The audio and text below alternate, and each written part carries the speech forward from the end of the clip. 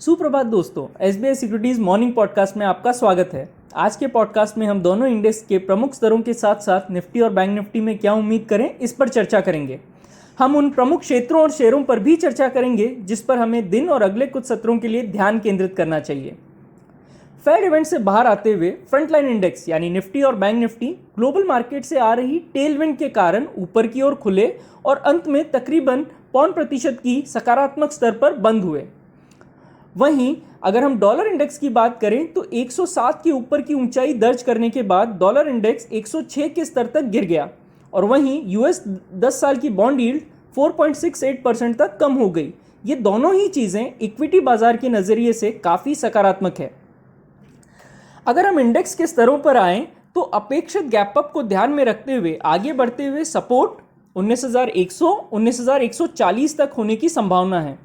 19,100 hold होने तक हम निफ्टी में 19,350 तक के जोन तक रिबाउंड देख सकते हैं।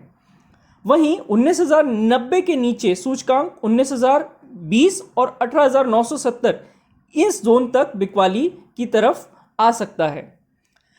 बात करें प्रमुख रेजिस्टेंस जोन की तो 19,350 19,360 का जोन एक प्रमुख रेजिस्टेंस है। वहीं इससे ध्यान से देखने की जरूरत है क्योंकि यदि निफ्टी इस क्षेत्र के ऊपर बना रहता है तो 19,440 तक शॉर्ट कवरिंग से इनकार नहीं किया जा सकता। अगली एक्सपायरी सीरीज के लिए ओआई डेटा को ध्यान से देखते हुए महत्वपूर्ण पुट ओआई को 19,200 और 19,000 के स्ट्राइक पर बनाया गया है। वहीं कॉल के मोर्चे पर 19,200 19,300 इनमें काफी ओपन इंटरेस्ट जोड़े देखा गया है। दिन के लिए कुल रेंज नीचे की तरफ 19,120 और ऊपर की तरफ 19,390 हो सकती है। दूसरे इंडेक्स यानी बैंक निफ्टी की बात करें तो आगे बढ़ते हुए 42,900 42,950 एक सपोर्ट जोन होगा। 42,900 होल्ड करने तक 43,500 तक का रिबाउंड बैंक निफ्टी में देखा जा सकता है, जबकि रेजिस्टेंस जोन 43,500 43,550 पर बना हुआ है। अगर हम ओवरऑल बात करें तो 42,900 से नीचे सूचकांक 42,550 42,600 तक के जोन का पुनः परीक्षण कर सकता है यानी रीटेस्ट कर सकता है। चलिए, अब तो हो गई निफ्टी और बैंक निफ्टी की बात। अब बात करते हैं हम सेक्टर्स और शेयरों की। तो बहुत शॉर्ट टर्म से अगर हम देखें तो हमें लगता है mid cap, IT, realty, CPSE sector यहाँ से अच्छा प्रदर्शन कर सकते हैं। शॉर्ट टर्म के नज़रिए से Oberoi realty, CDSL, persistent, HCL tech, IndusInd bank, Trent, Sun TV, Godrej properties, MCX जैसे स्टॉक चार्ट पर काफ़ी अच्छी स्थिति में नजर आ रहे हैं। यदि हम एफआईआई डेटा का अवलोकन करें तो एफआईआई ने 1260 करोड़ रुपए की बिक्री की, जबकि डीआईआई ने नकद बाजार में 1380 करोड़ रुपए की खरीदारी की। इंडेक्स फ्यूचर्स के लिए एफआईआई का लॉन्ग शॉर्ट रेशियो 16% पर काफ़ी कमज़ोर स्थिति में है क्योंकि उन्होंने 13,500 इंडेक्स फ्यूचर्स शॉर्ट्स जोड़े हैं।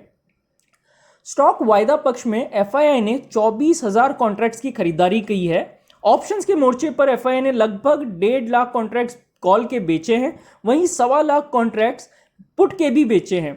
और ये जो घटना है ये दोनों ही स्थिति में अस्थिरता में कमी का संकेत देते हैं, यानी एफआईआई के हिसाब से अब मार्केट स्थिरता की ओर जा रहा है। संक्षेप में कहें तो निफ्टी के लिए मुख्य सपोर्ट का स्तर 19,090 19,120 है, वहीं रेजिस्टेंस 19,350 19,380 है। बैंक निफ्टी की बात करें तो मुख्य सपोर्ट 42,900 42,920, वहीं रेजिस्टेंस 43,500 43,550 है। 43,550 के ऊपर बैंक निफ्टी 43,850 तक की जो खरीदारी है उसको देख सकता है। तो दोस्तों, आज के लिए बस इतना ही। हमारे पॉडकास्ट को नियमित रूप से सुनने के लिए धन्यवाद और आप सभी को एक ऊर्जावान दिन की मैं शुभकामनाएं देता हूं। अधिक बाजार अपडेट के लिए कल अवश्य जुड़ें। Investment in securities market are subject to market risks. Read all the related documents carefully before investing.